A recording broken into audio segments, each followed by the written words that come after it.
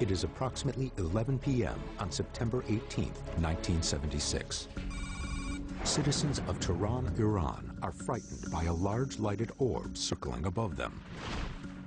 These are not the standard helicopters, military jets, and civilian aircraft which frequent the Iranian skies. At this time, Iran is a major U.S. ally in the Mideast. This is still 3 years away from the Islamic Revolution and the Ayatollah Khomeini's rise to power. Because Iran shares a border with the Soviet Union, the U.S. military provided training and state-of-the-art F-4 Phantom fighters to the Iranian Air Force. The F-4E was what was used in the Jafari case. At that particular time, it was probably one of the best jets that could go out to do aerial engagements. Shown for the first time on American television, the following are scenes from an Iranian TV movie about this UFO encounter. It starred some of the actual military personnel involved in this event, including Parviz Jafari, and used the actual control tower transcripts.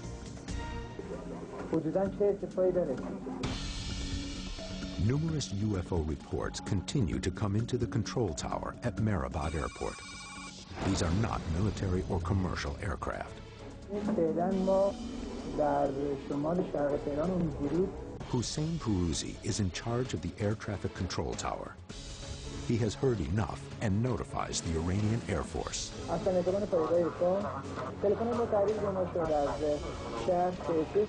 11:31 p.m., they scramble an F-4 from Cherokee Air Base, located in Hamadan, 175 miles southwest of Tehran.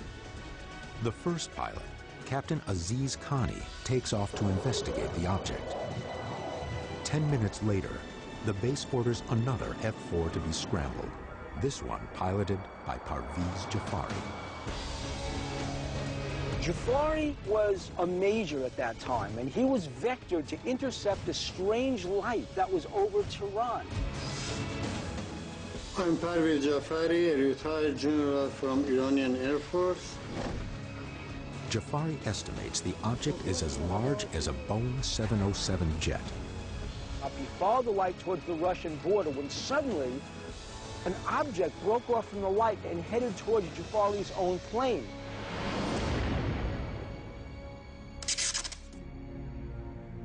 I turned toward it.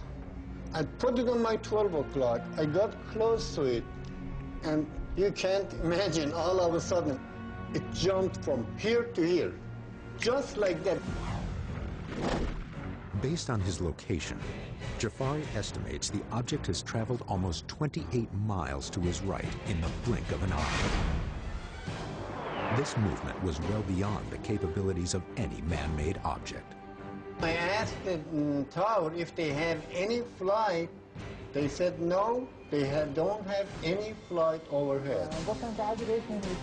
As Jafari continues his approach toward the object, he witnesses something incredible. Something like a moon came out of it. A second object came out of the first Another object below the horizon and starts flying toward me. This second orb-like object descends from beneath the triangular lights and races toward Jafari's F-4. Although Jafari is traveling at supersonic speed, this incoming craft streaks by his jet and circles him as if he's standing still. Now imagine I'm flying to a speed of close of sound and something circling around me. After circling Jafari's aircraft, the second orb now returns to the larger diamond-shaped craft, still hovering approximately 25 miles in the distance. For a moment, Jafari thinks he is out of danger, but to his astonishment, another orb has descended and is streaking directly toward his jet for the second time. Jafari now believes he is under attack. He reaches for his instrument panel to arm and fire an AIM-9 heat-seeking missile. But what happens next shocks him. Green and red light should be both on so I could fire. When I looked back on the left side of the instrument panel, the weapon panel was out, no light on it. Jafari believes that in the heat of combat with this UFO, it sent a massive pulse of electromagnetic energy toward his plane, temporarily disabling all of the onboard electronics, including the navigation equipment, avionics, and weapons systems. With a disabled missile system and no way to defend against this unknown object, Jafari considers ditching his plane. I thought if it comes closer than 4 or 5 miles, I'm going to jump out. But before Jafari has to make that fateful decision, the object reverses direction and once again returns to the larger craft. When it moved away from me, I could see the main object there and went right underneath it and disappeared. Having just endured a harrowing engagement with multiple UFOs over the dark skies north of Tehran, Major Jafari decides it is no longer safe to continue tracking this mysterious diamond-shaped object. He is granted permission to return to Tehran, but as he descends, he realizes a second chapter of his encounter is about to unfold. When I was on descent, again another of these round shapes chasing me. As Jafari descends for his approach to Mehrabad Airport, he sees another small object chasing from behind. On his final approach, he looks over his shoulder and witnesses the object descending toward the desert floor. I could see all of the sands on the ground. It was so bright, so bright. Jafari is diverted from landing and is ordered to identify the object that has appeared to touch down near the airbase. According to both military and civilian eyewitnesses, the object is believed to have crash-landed just outside of Shemiran, Iran.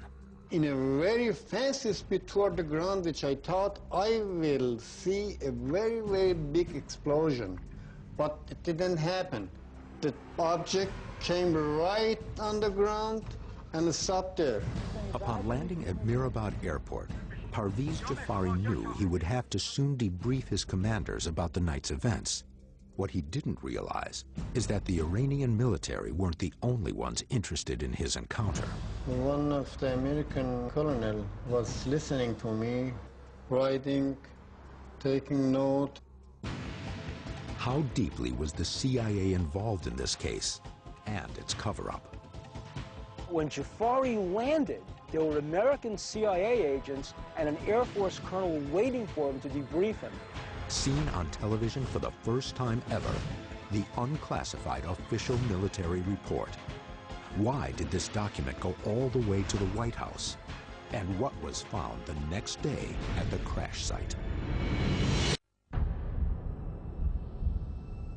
Over Iran in 1976, Major Parviz Jafari has a harrowing dogfight encounter with what he thinks is a UFO. Upon landing, he was debriefed by high-ranking Iranian military officials. There was also an American CIA agent present. The agent filed a report, which is now unclassified, that was distributed to the CIA, the Air Force, the Secretary of State, the Secretary of Defense, and the White House. It was titled, quote, "Iran reported UFO sighting."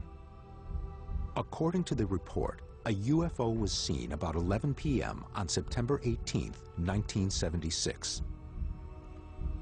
Besides Jafari's sighting, the control tower received, quote, 4 telephone calls from citizens living in the Shemiran area of Tehran, saying they had seen strange objects in the sky. Some reported a bird-like object, while others reported a helicopter. There were no helicopters airborne at that time. The report details and confirms Jafari's sighting, including the loss of his avionics. Quote, "As the F-4 approached a range of 25 nautical miles, he lost all instrumentation and communications." The report further confirms that 2 objects were seen, one as big as, quote, "a 707 tanker," and again, quote, "the second object headed straight toward the F-4 at a very fast rate of speed," and then, quote, "the pilot attempted to fire an AIM-9 missile at the object, but at that instant, his weapons control panel went off." and then, quote, initiated a turn and negative G dive to get away. In a very curious ending to this event, the Department of Defense report says that the next day, the crew was taken by helicopter to an area where the object was seen to crash land by local residents. According to the report, the landing area is, quote, being checked for possible radiation. Further information about this case either never came or remains classified. I saw it, so I have to believe it.